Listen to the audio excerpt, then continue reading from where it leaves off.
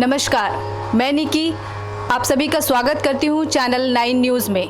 आज हम आपकी जिस शख्सियत से मुलाकात करवाने वाले हैं उनका नाम है अनूप जलोटा जी। तो आइए उनसे करते हैं बातें। सर, मैं सबसे पहले ये जानना चाहती हूँ कि आप अपने दिन की शुरुआत कैसे करते हैं?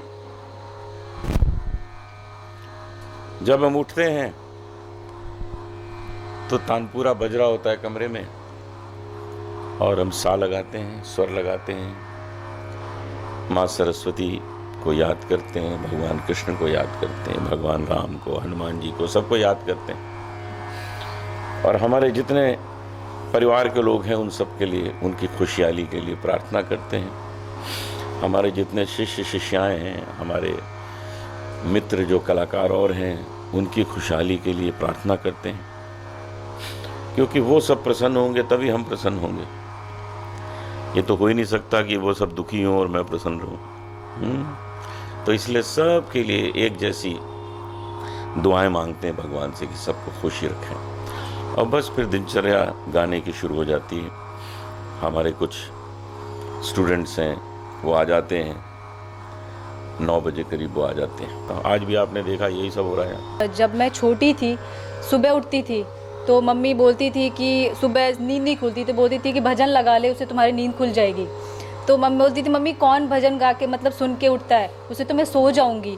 तो मम्मी बोलती थी ये गाना सुन जो आपका है एक ऐसी लागी लगन।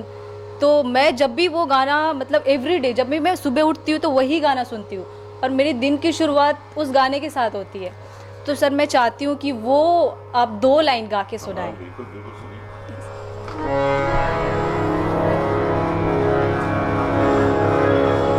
ऐसी लागी लगन।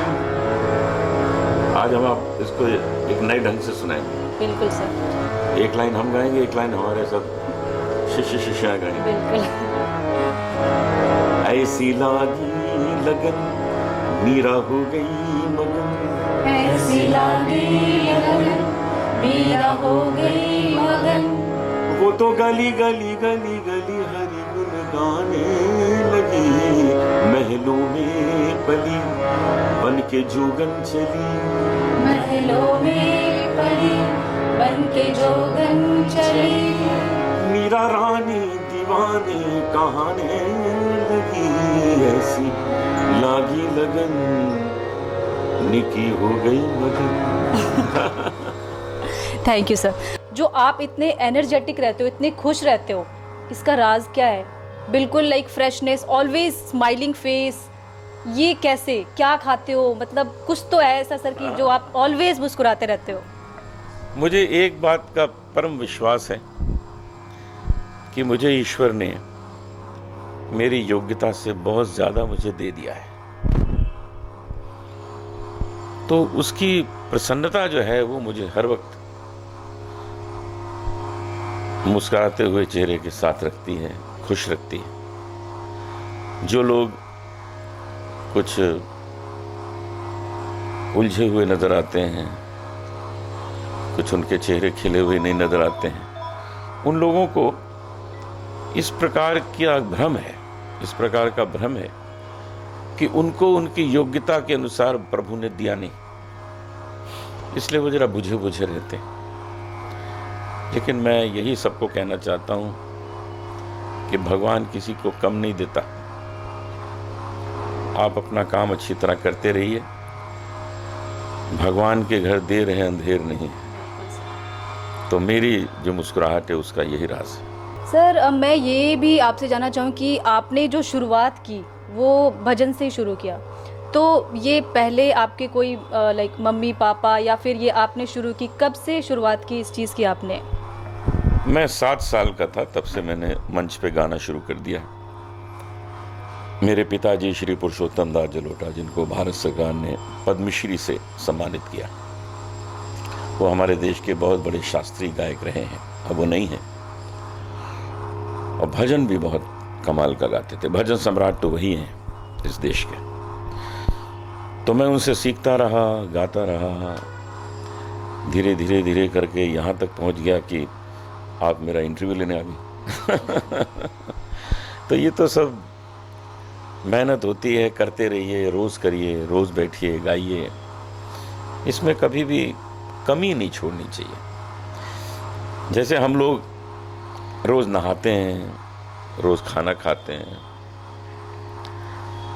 तो अगर हम 4 दिन नहीं नहाएं तो हमारे बदन से बदबू आने लगेगी। तो आप 4 दिन रियाज ना करिए तो आपके संगीत से बदबू आने लगेगी।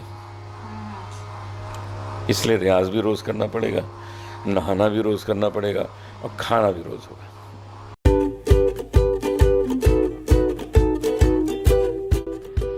हम स्वदेशी की ब्रांड एम्बेसडर हैं और हम जिम्मेदारी लेते हैं कि आपकी सेहत के साथ कोई खिलवाड़ नहीं होने देंगे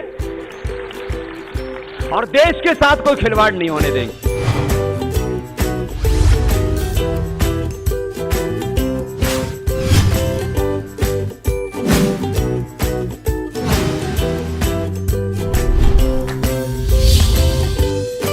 बिग बॉस में आप गए, ये तो हमें पता है कि बिग बॉस का आपका सफ़र बहुत ही मज़ेदार रहा।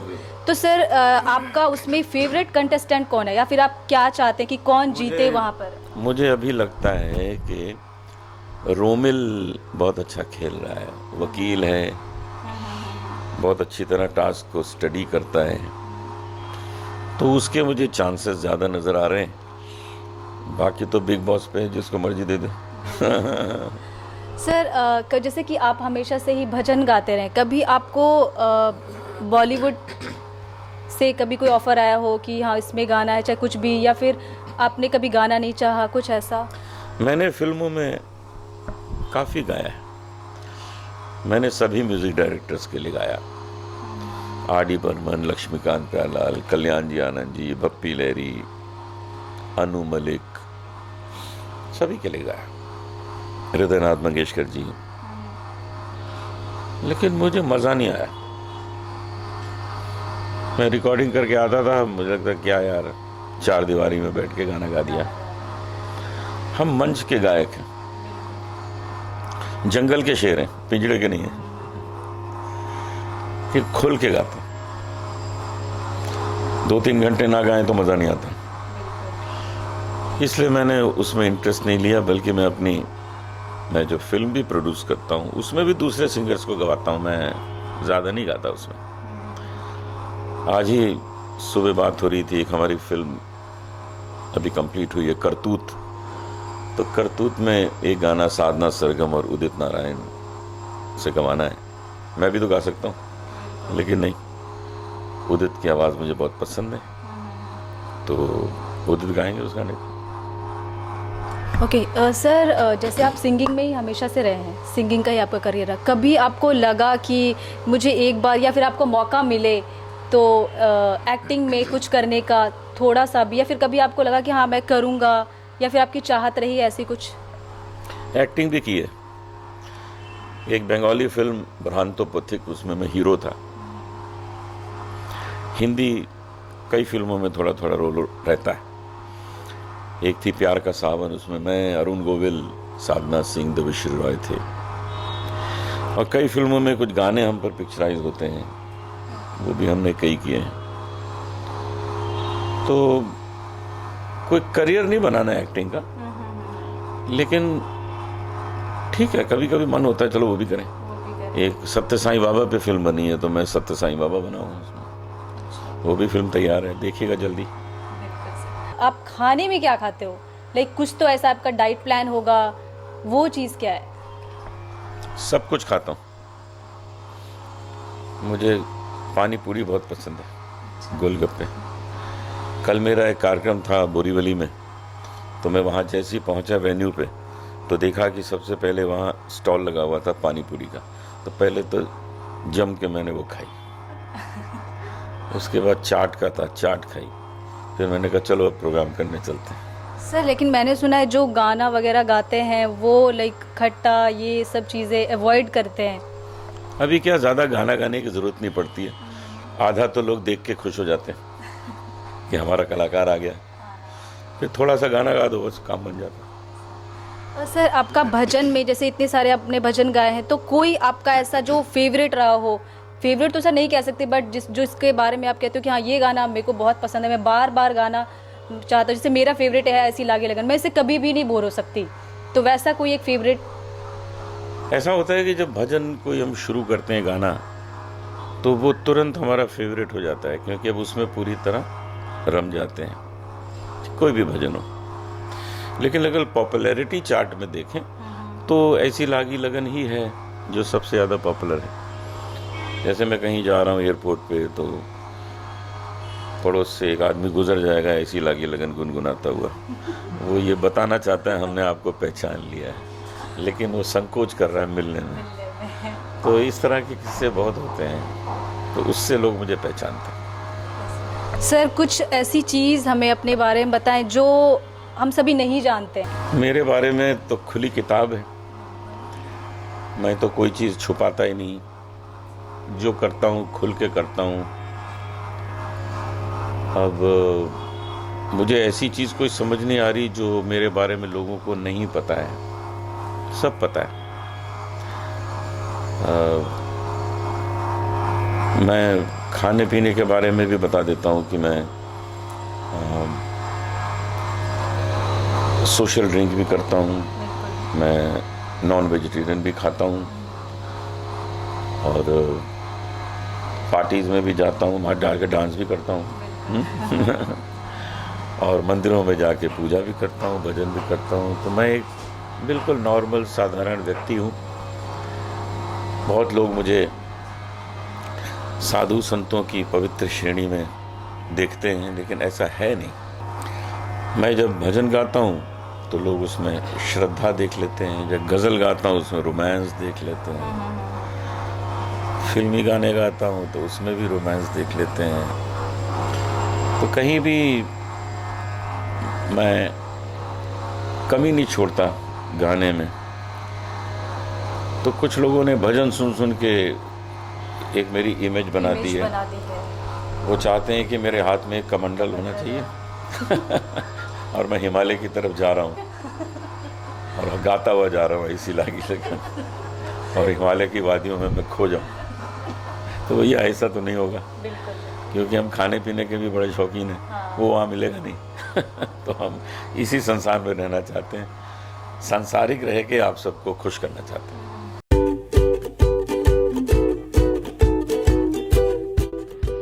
हम स्वदेशी की ब्रांड एम्बेसडर हैं और हम जिम्मेदारी लेते हैं कि आपकी सेहत के साथ कोई खिलवाड़ नहीं होने देंगे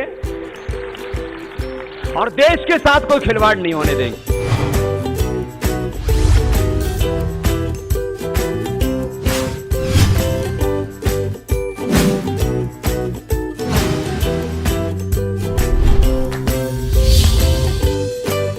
सर जैसे आपने गज़ल की बात अभी की कि आप गज़ल वगैरह भी गाते हो, तो 2 लाइन आप बताएंगे, सुनाएंगे हमें एक गज़ल? सुनिए। बिल्कुल सर।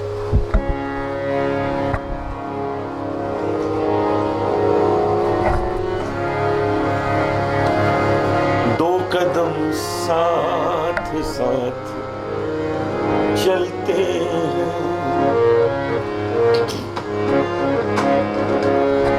दो कदम साथ साथ चलते हैं, लोग फिर रास्ता बदलते हैं, लोग फिर रास्ता बदलते हैं, दो कदम साथ साथ चलते हैं।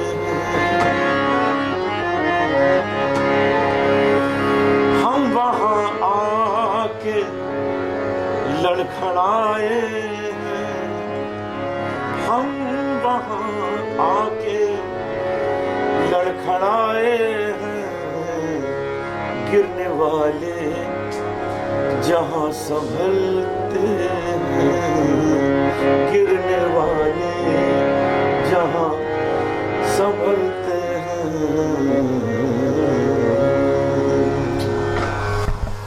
बहुत खूबसूरत सर। एक और चीज़, जैसे कि बहुत लोग आज सिंगिंग में अपना करियर बनाना चाहते हैं, तो जो बहुत सारे, तो उनको क्या आप कुछ राय या टिप्स देना चाहेंगे कि कैसे उनको शुरुआत करनी चाहिए, क्या करना चाहिए? जो लोग इस क्षेत्र में आना चाहते हैं वो ये ना सोचें कि उनको भजन गाना या गज़ल गाना या फिल्म के गाने गाने। वो अपना गायन जो है उसको तगड़ा करें,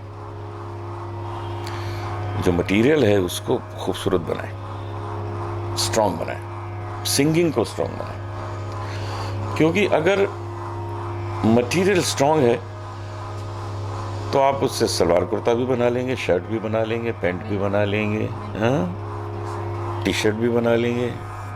और अगर मटेरियल ठीक नहीं है, आप कुछ नहीं बना पाएंगे, फट जाएगा। तो संगीत को अपना रियाज करके संगीत को अपना बढ़िया मजबूत कर लीजिए, तो आप भजन गाएंगे वो भी ठीक लगेगा, गज़ल भी ठीक लगेगी, क्लासिकल गाएंगे वो भी ठीक लगेगा। तो हम सबको यही कहते हैं, यहाँ जो रियाज कराते हैं ना, इनको यही कहते हैं कि सरगम गाओ अच्छी तरह, आलाप गाओ, जिससे कि मटेरियल आपका जो है तगड़ा हो, पुख्ता हो, ये कोशिश करते हैं। सर लास्ट में मैं ये जानना चाहूँगी कि जैसे हमारे जो फैंस हैं, कुछ 2-4 शब्द उनके लिए कि कुछ आपके बारे में जाने, या फिर उनको एक टिप्स देना चाहेंगे आप अपनी तरफ से? जो फैंस हैं म्यूज़िक के, सिर्फ मेरे ही नहीं, उनको ये कहना चाहता हूँ कि ऐसा म्यूज़िक अपनाइए जो आपके साथ जीवन भर साथ निभाए। आजकल ऐसे कुछ फिल्म सॉन्ग्स होते हैं जिनको आपने सुना, हफ्ते भर बाद भूल गए, लेकिन ऐसी लागी लगन 40 साल से क्यों सुन रहे हैं? ऐसी इसमें कौन सी खराबी है? तो पायो जी मैंने राम रतन धन पायो, हम लोग क्यों सुन रहे हैं 40 साल से? जग में सुंदर है दो नाम क्यों सुन रहे हैं? बाहरों फूल बरसाओ मेरा महबूब आया है क्यों सुन रहे हैं? शोखियों में घोला जाए चिंगारी कोई भड़के, ये सब हम क्यों सुन रहे हैं अब तक? तो ऐसा साथी चुनिए जो जीवन भर आपका साथ निभाए। तो ऐसा संगीत भी चुनिए जो जीवन भर आपका साथ निभाए। तो वो संगीत क्या हो सकता है, आपको ही फैसला करना है और उसको अपना जीवन साथी बनाना है। बहुत खूब, आज हमने बहुत कुछ जाना अनूप जलोटा जी से, बहुत कुछ सीखा भी। तो आज का शो हम यही समाप्त करते हैं चैनल 9 न्यूज़ के साथ। अगले शो में हम फिर से मुलाकात करेंगे एक नए कलाकार के साथ। तब तक के लिए धन्यवाद।